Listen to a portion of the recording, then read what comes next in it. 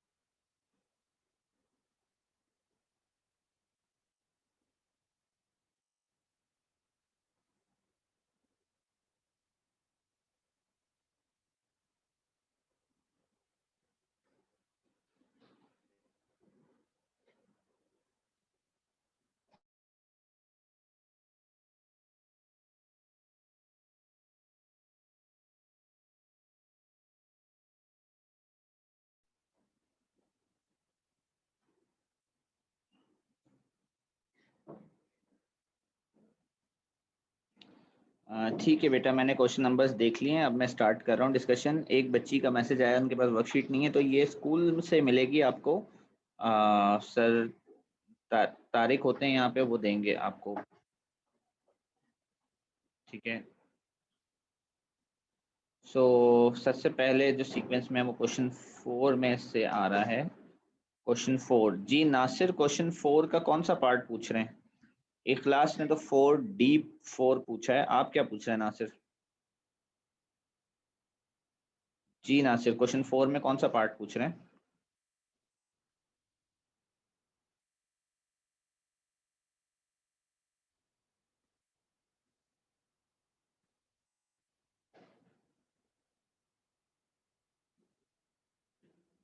नासिर भाई, क्वेश्चन 4 का पार्ट बता दें जल्दी से ज़रा।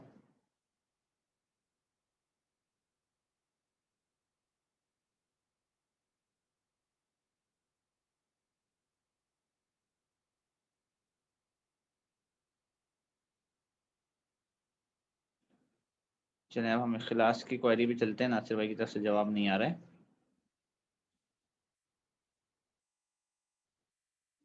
इखलास पूछ रहे हैं 4 का D4, 4 का D का 4। Will the reaction be more or less vigorous than the reaction of barium with water? आपने रेडियम से रिएक्शन पढ़ना है ना। रेडियम तो बेरियम से भी नीचे है। रेडियम जो है वो बेरियम से भी नीचे है, तो उसका रिएक्शन सबसे ज्यादा विगरस होगा। So it will be more vigorous.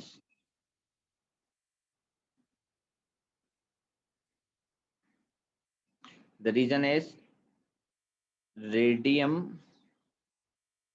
is more reactive than barium। ठीक है, ये वजह है बेटा। नीचे आते हुए रिएक्टिविटी इंक्रीज होती है। अच्छा 4 के बाद 6 है, 5 भी एक बच्चे ने पूछा था, 5D पूछ रहे हैं मुदस्सिर, 5D क्वेश्चन 5 और उसका D। विग्रस का मतलब होता है कितना तेजी से रिएक्शन हो रहा है, विग्रस का मतलब होता है। Question 5D, suggest the formula of an aqueous reagent other than an acid for reaction 1। तो रिएक्शन 1 में कौन किस में कन्वर्ट हो रहा है बेटा, WZ में कन्वर्ट हो रहा है। तो मुदस्सिर भाई जरा माइक खोलें, जरा मुझे बताएं W क्या है, W is converting into Z।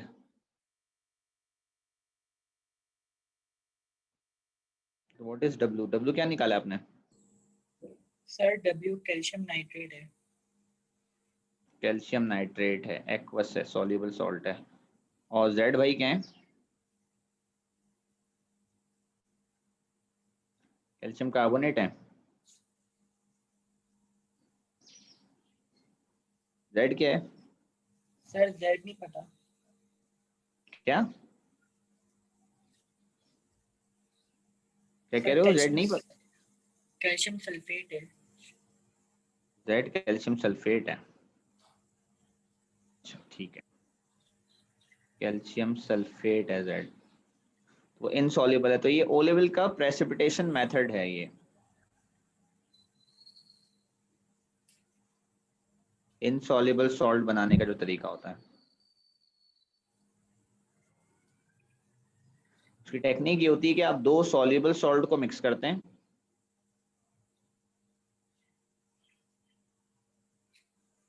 उनमें से एक सॉल्युबल सॉल्ट में बनने वाले इनसॉल्युबल सॉल्ट का कैटाइन होना चाहिए, जो इनसॉल्युबल सॉल्ट आप बनाने वाले हैं, और दूसरे में उसका एनाइन होना चाहिए। तो एनाइन सल्फेट है, तो मुझे दूसरा सॉल्ट ऐसा चाहिए जो कि सल्फेट हो, ठीक है।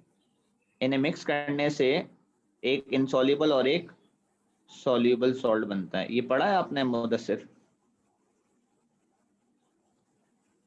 रिएक्शन जी ओ सर लेवल पढ़ा है। में। तो बेटा अब ये बताओ किस चीज का सल्फेट सॉल्युबल होता है, यहाँ क्या लगाऊं कि सल्फेट हो और सॉल्युबल भी हो?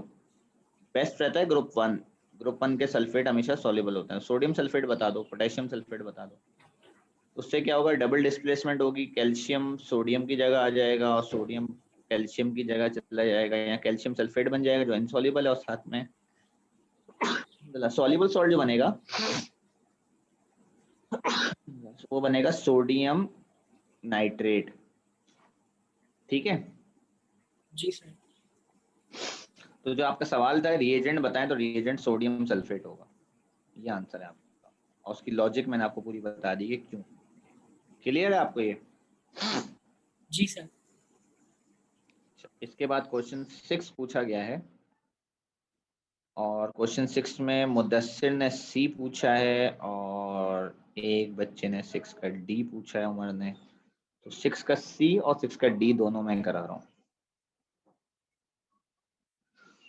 6 के सी में ये वही क्वेश्चन है मुदस्सिर जो दोबारा रिपीट हुआ है, सिमिलर कॉन्सेप्ट है। रिएक्शन 1 में इस दफा कौन किस में कन्वर्ट हो रहा है बताओ? You, W converting into you, ठीक है, डब्ल्यू कन्वर्टिंग इनटू यू। तो डब्ल्यू क्या था भाई मुदस्सिर भाई? Sir barium nitrate. W converting into you, barium nitrate था। किस में कन्वर्ट हो रहा है? बेरियम सल्फेट में। बस वही है, सोडियम सल्फेट मिला दो, क्या बन जाएगा?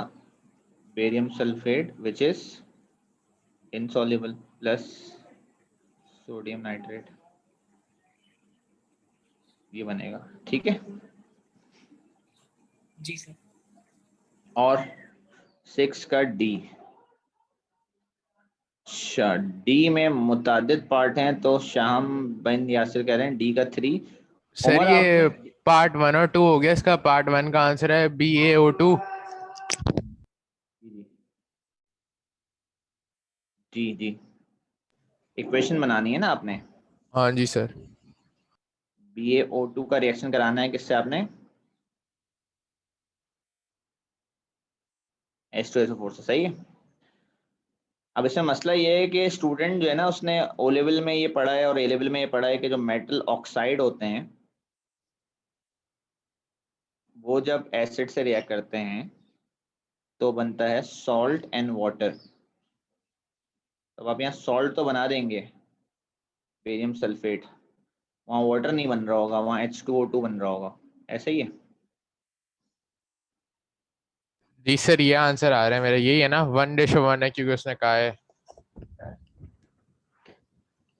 वाटर नहीं बन रहा है, H2O2 बन रहा है। उसकी वजह ये है कि ये पर ऑक्साइड है, दिस इज पर ऑक्साइड। पर ऑक्साइड समझाता हूँ मैं आपको। अब बेरियम पे 2+ चार्ज है तो ऑक्सीजन पे -2 चार्ज है, तो बेरियम ऑक्साइड का तो फॉर्मूला BaO होता है। ये BaO2 कैसे हो गया? BaO2 तो तब हो सकता है जब ये दोनों ऑक्सीजन मिलाकर 2- चार्ज आ रहा हो, यानी कि एक पर 1- चार्ज हो, और ऑक्सीजन पे जब 1- चार्ज होता है तो उसको पर ऑक्साइड कहते हैं। ऑक्साइड ऐसे बनता है, देखो, बेरियम 2 इलेक्ट्रॉन देगा, ग्रुप 2 है ना, 2 इलेक्ट्रॉन देगा। अगर वो एक एटम गेन कर ले ऑक्सीजन का, ऑक्सीजन के पास 6 इलेक्ट्रॉन होते हैं,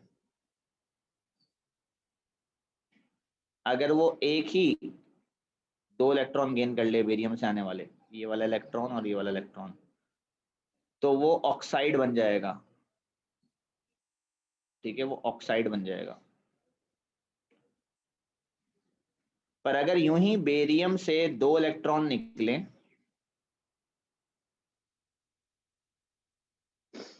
और यहाँ सामने जो ऑक्सीजन हो वो पहले तो यूं बॉन्डेड हो, यहाँ एक बॉन्ड बना हुआ हो, फिर इसके पास 1 2 3 4 5 इलेक्ट्रॉन बचे, इसके पास 1 2 3 4 5 इलेक्ट्रॉन बचे। अभी सबके वैलेंस शेल में देखोगे ना तो तुम्हें 7 इलेक्ट्रॉन काउंट होंगे, एक एक की जगह है दोनों में। अब वो क्या करेंगे, वो एक एक की जगह, यहाँ 2 की जगह, यहाँ इसके पास 6 इलेक्ट्रॉन थे तो उसके बाद 2 की जगह थी, अब वो क्या करेंगे, अब वो दोनों मिलकर एक एक इलेक्ट्रॉन गेन करेंगे।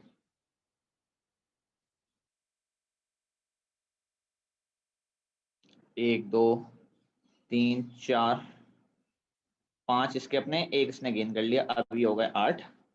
1 2 3 4 5 6, एक इसने गेन कर लिया, पाँच के बाद एक इसने गेन कर लिया, अभी हो गए 8। तो एक एक गेन करने पे -1 और -1 का चार्ज आ रहा है, तो इसलिए ओवरऑल चार्ज -2 आ रहा है। इस वजह से बेरियम के साथ O2 एक अकेला लगेगा, क्योंकि उस पूरे O2 पे ही चार्ज 2- है। अब ये इतनी लंबी कहानी है, ये नॉर्मल स्टूडेंट को समझ में आएगी नहीं। वो 90% जो है वो कन्फ्यूजन में आ जाएगा कि सॉल्ट बनाने के साथ मैं वाटर कैसे बनाऊं, वाटर उससे बैलेंस होगा नहीं, तो वो कन्फ्यूजन में ही रहेगा भाई। उसको यहाँ समझ नहीं आएगी, वाटर रखने के बाद इक्वेशन बैलेंस ही नहीं होगी उससे। उसके लिए सजेशन ये है कि क्वेश्चन 1 मार्क का है, इसलिए वो फाइनल में तो ज़्यादा टाइम इस पर ज़ाया कर देनी है। ठीक है, बट कॉमन सेंस की बात ये थी कि बेरियम ऑक्साइड नहीं है, बेरियम का पर ऑक्साइड है। और आप जो रिएक्शन अप्लाई करना चाह रहे हैं सॉल्ट एंड वाटर वाला, सॉल्ट एंड वाटर तब बनता जब ये बेरियम ऑक्साइड होता, तो ये जब ऑक्साइड नहीं है तो ये सॉल्ट एंड वाटर नहीं बनेगा, कुछ और होगा। उसके लिए आपको उस पर्सपेक्टिव में सोचना था कि बस ये बैलेंस हो जाए, तो ये H2O2 बनेगा, पर ऑक्साइड, हाइड्रोजन पर ऑक्साइड। सही है भाई।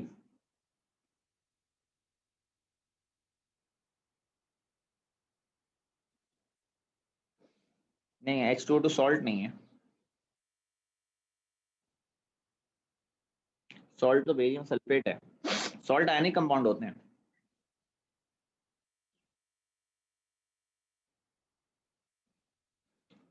कहाँ कहाँ है बेटा?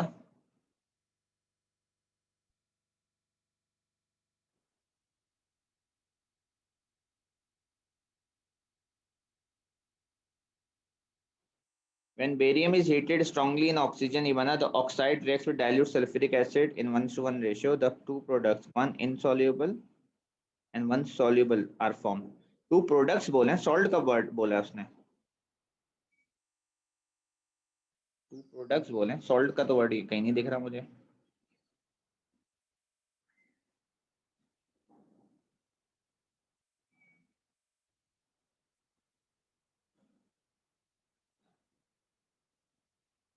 जी इखलास।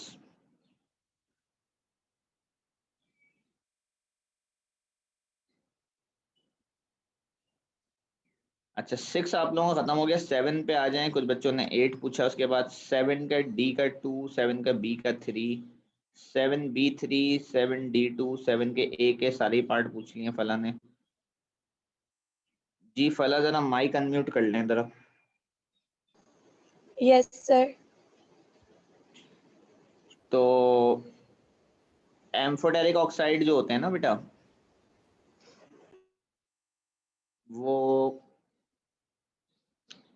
ऑक्साइड्स होते हैं which can react both with N acid and a base. वो ये होंगे मेटलॉइड के ऑक्साइड्स होते हैं सेंटर में, ठीक है। फर्स्ट आयनाइजेशन एनर्जी आपको पता नहीं है, इसको छोड़ दें, अभी आपने पढ़ा ही नहीं आयनाइजेशन एनर्जी, इस पार्ट को छोड़ दें। The element that form the soluble hydroxide and insoluble sulphate, ये तो आपका ग्रुप 2 का टॉपिक है। वो एलिमेंट जिसका हाइड्रोक्साइड सॉल्युबल हो, नीचे वालों का हाइड्रोक्साइड सॉल्युबल होता है और नीचे वालों का सल्फेट इनसॉल्युबल होता है, राइट। तो जी the most volatile element in a group that contains elements in all 3 states of matter at room temperature and pressure। इसमें तीनों स्टेट्स आती हैं ग्रुप 7 में। ग्रुप 7 में तीनों स्टेट्स ऐसे आती हैं कि फ्लोरीन और क्लोरीन गैस है, इसके नीचे ब्रोमीन लिक्विड है और आयोडीन सॉलिड हो जाता है। ये आपने वो लेवल में पढ़, तीनों स्टेट्स आपने पढ़ी होंगी। और नीचे जाते हुए मेल्टिंग बॉइलिंग पॉइंट बढ़ता है, तो मोस्ट वॉलेटाइल मतलब most lowest boiling point, lowest boiling point होगा बी का। ग्रुप 7 में तीनों स्टेट्स आती हैं, गैस, लिक्विड और सॉलिड। ऐसा एलिमेंट जिसका कैटाइन का साइज सबसे बड़ा हो, एफ। ये आपको डाटा बुकलेट में साइज दिए मैं कैटाइन के, तो ये है ना कैटाइन। तो पहली बात है ये 4 बनाएंगे, इन 4 में आपको पता है कि ये लिथियम है पीरियड टेबल में, ये मैग्नीशियम है पीरियड टेबल में, ये रुबिडियम है, ये बेरियम है। तो आप इन सब का साइज देख लें डाटा बुकलेट में। डाटा बुकलेट में टेबल नंबर 3 में जाएं, टेबल नंबर 3, उसमें साइज दिए मैं, उसमें से इन चारों की आइडेंटिटी पीरियड टेबल से ढूंढने के बाद साइज देखें तो F is radium, barium, rubidium, sorry rubidium का साइज सबसे बड़ा होगा, ठीक है। फला सिर्फ इसको छोड़ना है, इस पार्ट को, बाकी तो मैंने एक्सप्लेन कर दिया आपको कैसे होंगे सॉल्व। समझ में आ गया आपको फला?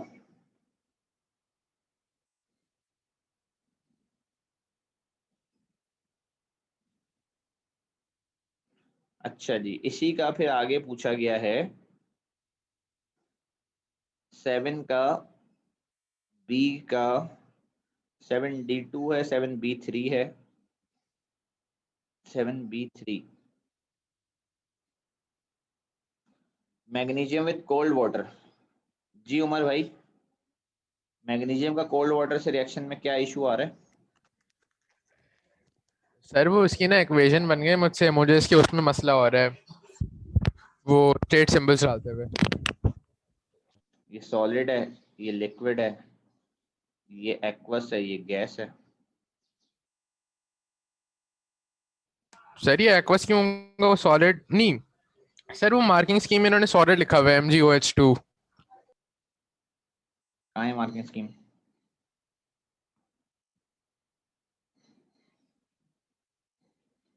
एक्वस लिखिएगा इसको आप, क्योंकि पार्शली सॉल्युबल होता है ना ये। असल में होता है ये कि हाइड्रोक्साइड की सॉल्युबिलिटी नीचे बढ़ती है, तो ऊपर वाला हाइड्रोक्साइड तो इनसॉल्युबल होता है, बट आई डोंट थिंक कि वो एक्वस पे आपके मार्क्स काटेगा, क्योंकि इसका कुछ पार्ट सॉल्युबल है, कुछ पार्ट इनसॉल्युबल है, ज्यादा पार्ट ये इनसॉल्युबल है, क्योंकि ये ग्रुप 2 का हाइड्रोक्साइड है ना। ग्रुप 2 में हाइड्रोक्साइड नीचे जाते हुए सॉल्युबिलिटी बढ़ती है हाइड्रोक्साइड की, तो मैग्नीशियम हाइड्रोक्साइड मोस्ट इनसॉल्युबल है, इस वजह से उसने सॉलिड लिखा हुआ है। सर तो अगर इसका सॉलिड या एक्वस लिखेंगे नंबर वगैरह तो नहीं जाएंगे ना हमारे? देखो अगर कोई प्रॉपर टीचर चेक कर रहा होगा तो वो नहीं काटेगा, क्योंकि उसको पता है इस रिएक्शन में एक्वस मैग्नीशियम हाइड्रोक्साइड भी बनेगा। ऐसा तो नहीं है ना कि एक्वस मैग्नीशियम हाइड्रोक्साइड नहीं बनेगा, कुछ हिस्सा तो डिसॉल्व होगा ना उसका पानी में। जी सर। तो उसे कहेंगे बेनिफिट ऑफ डाउट, उसको पता है कि रिएक्शन में काम हो रहा है। पर अगर एक चेकर्स जैसे होते हैं जिनको सिर्फ मार्किंग स्कीम पढ़ के ही चेक कर रहे होते हैं, वो उस पर मार्क्स काट सकता है और आपको ऑब्वियसली पता भी नहीं चलेगा। तो इसलिए बेहतर है कि stick to the marking scheme. तो नेक्स्ट टाइम अगर ऐसे कोई इक्वेशन आती है, गो फॉर हाइड्रोक्साइड सॉलिड, क्योंकि ग्रुप 2 का हाइड्रोक्साइड है वो ऊपर वाला हाइड्रोक्साइड। तो अगर ये बेरियम होता तो हम एक्वस लिखते, क्योंकि नीचे आते हुए हाइड्रोक्साइड की सॉल्युबिलिटी इंक्रीज हो जाती है। ठीक है। अच्छा, इसके अलावा 7 खत्म हो गया। 7 में और तो कुछ नहीं भाई। सर 8 का पार्ट बी करा दे। वो तो मैं करा रहा हूँ। 7 में और तो कुछ नहीं पूछना किसी को। 7 का डी है, डी का आयनिक इक्वेशन आपने लिखनी है, use of calcium carbonate agriculture में। तो किसके साथ रिएक्शन कराया इसने? Calcium carbonate and calcium hydroxide. नहीं, रिएक्शन किसके साथ कराया है? रिएक्शन किसके साथ है बेटा? सर किसी के साथ नहीं कराया, उसने कहा कि यार आप नहीं, वो ये कह रहा है कि इंपॉर्टेंट यूज तो इसका ये है ना कि एसिड्स को न्यूट्रलाइज करने के लिए डालते हैं, आफ्टर एसिड रेन डालते हैं ना आप। Calcium hydroxide, calcium carbonate acid से रिएक्ट करता है। कैल्शियम कार्बोनेट प्लस एसिड दिया नहीं, एसिड की जगह आप सिंबल यूज करेंगे H+। अब क्या बनना चाहिए? Salt, water and carbon dioxide. Salt बनेगा नहीं क्योंकि आपने इसका एनाइन नहीं दिया हुआ, यहाँ एनाइन मेंशन नहीं है। जब यहाँ एनाइन मेंशन नहीं है तो आप वो एनाइन यहाँ पे भी मेंशन नहीं कर सकते। वाटर एंड कार्बन डाइऑक्साइड, ठीक है। अब होता क्या है कि जो आयन रिएक्शन में अनचेंज रहता है उसको आप रिमूव कर देते हैं। कैल्शियम तो पार्टिसिपेट ही नहीं कर रहा, तो आप यहाँ शुरुआत, अब आप उसको रिमूव इसलिए नहीं कर सकते क्योंकि सॉलिड है, वरना एक्वस होता तो रिमूव होता। तो आपके पास आयनिक इक्वेशन ओवरऑल क्या बनेगी? ये आपके पास आयनिक इक्वेशन बनेगी।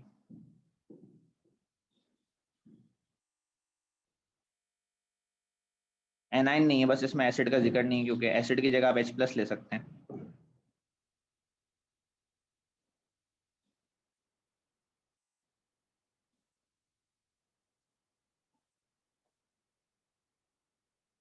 टू एच इसलिए होगा क्योंकि इक्वेशन जब आप बैलेंस करेंगे ना, तो बैलेंसिंग के अंदर 2H रिक्वायर्ड है।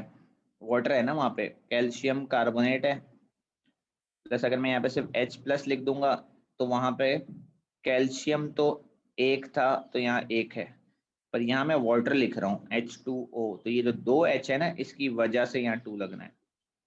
बाकी CO2 का कार्बन एक है, यहाँ कार्बन एक है। ऑक्सीजन यहाँ 3 है, 3 ऑक्सीजन ऐसे डिवाइड हो गए, यहाँ एक आ गया, यहाँ 2 आ गए, ऑक्सीजन 3 हो गए। हाइड्रोजन का मसला आएगा अगर आप यहाँ का 2 की वजह से यहाँ 2 है, ठीक है, बैलेंसिंग की वजह से।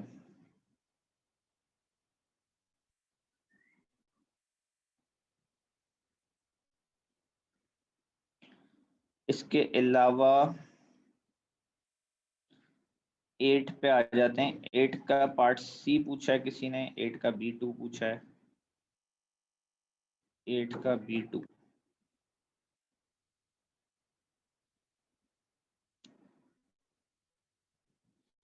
मेल्टिंग पॉइंट ग्रुप 2 में कम क्यों हो जाता है नीचे आते हुए? मेटल्स के अंदर ना मेटालिक बॉन्ड्स होते हैं, तो मेटालिक बॉन्ड्स बिकम्स वीक, तो इसके मेटालिक बॉन्ड्स वीक हो रहे होते हैं। मेटालिक बॉन्ड वीक इसलिए हो रहे होते हैं क्योंकि साइज ऑफ आयन इंक्रीज हो रहा होता है, size of ion increases down the group. क्योंकि अगर आपको ओ लेवल से मेटालिक लैटिस पता है, तो मेटालिक लैटिस में क्या होता है कि sea of positive ions in a sea of electrons होते हैं, positive ions in a sea of electrons. तो अगर आयन का साइज बड़ा हो तो जो इलेक्ट्रॉन बाहर होता है उससे इसकी इलेक्ट्रोस्टैटिक फोर्स वीक हो जाएगी, क्योंकि न्यूक्लियस दूर पड़ेगा। न्यूक्लियस करीब पड़ेगा अगर साइज छोटा हो, तो यहाँ पे स्ट्रॉन्गर मेटालिक बॉन्ड्स होंगे।